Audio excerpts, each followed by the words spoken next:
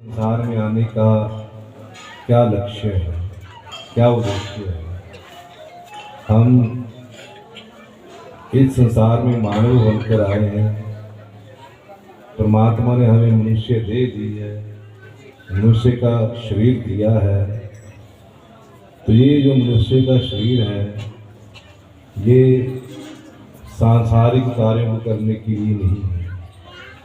ये मनुष्य का देह जो है, ये छोटे मोटे काम करने के लिए नहीं है। इस शरीर के तो द्वारा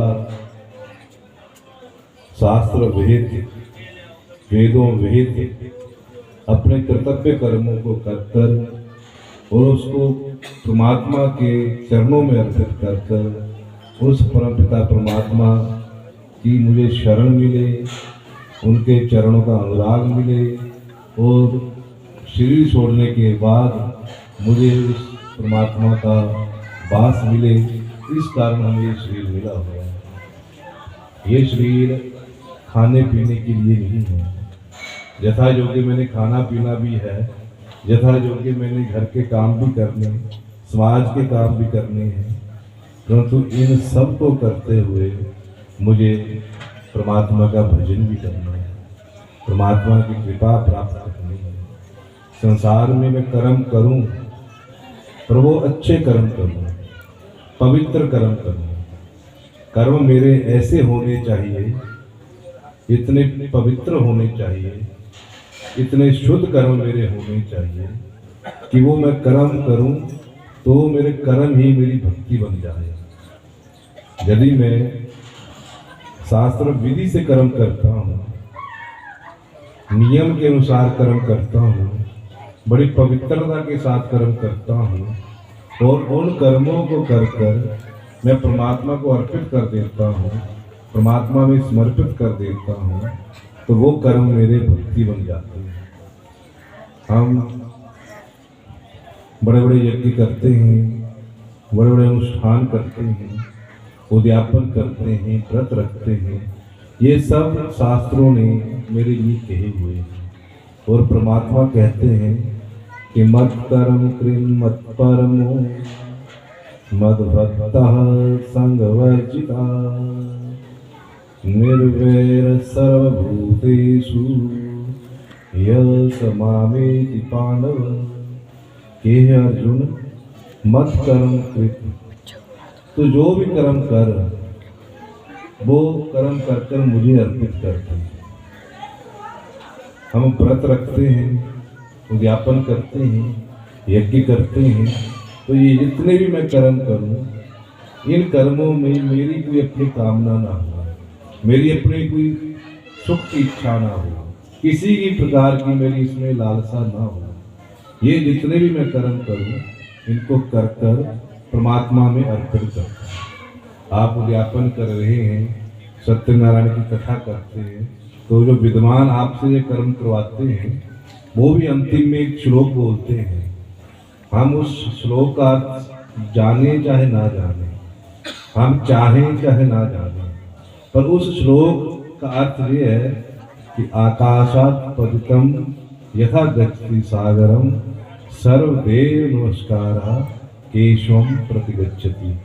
कि जिस प्रकार आकाश से आया हुआ जल सारे सागरों में होता हुआ, नदियों में होता हुआ जाकर समुद्र में मिल जाता है।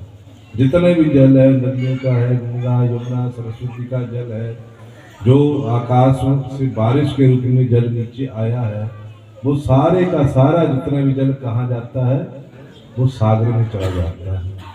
आकाशात् पतितं तोयं यथा गच्छति सागरम।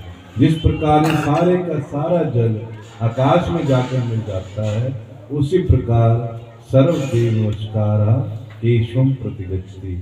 मैं जिस किसी को भी प्रणाम करता हूँ, किसी देवता की पूजा करता हूँ, आराधना करता हूँ, व्रत रखता हूँ, उद्यापन करता हूँ, जो भी मैं पवित्र कर्म करता हूँ, वो सारे के सारा मेरे केशव को, नारायण को अर्पित हो। इस श्लोक का ये अर्थ होता है। और गीता में भी परमात्मा कह रहे हैं कि मत कर्म कृत, तेरे जितने भी कर्म मेरे लिए होने चाहिए। उन कर्मों को अपना नहीं मानना है, मैंने व्रत रख लिया और पूरे दिन मैं कहता हूँ मैं व्रत रखा है, मैंने दान दिया है, मैंने तीर्थ यात्रा की है, ये बात मैं में नहीं होनी चाहिए।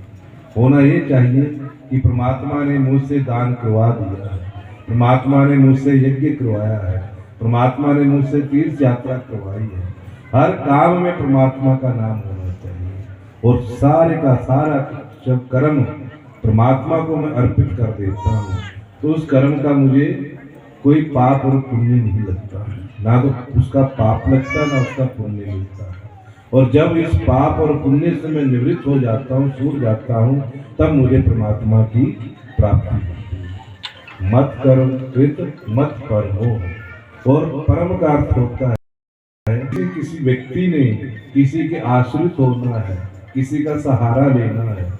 आज हम संसार का सहारा लेते हैं, संसार की धन दौलत का सहारा लेते हैं, न जाने किस किस का मैं सहारा बना हुआ हूँ।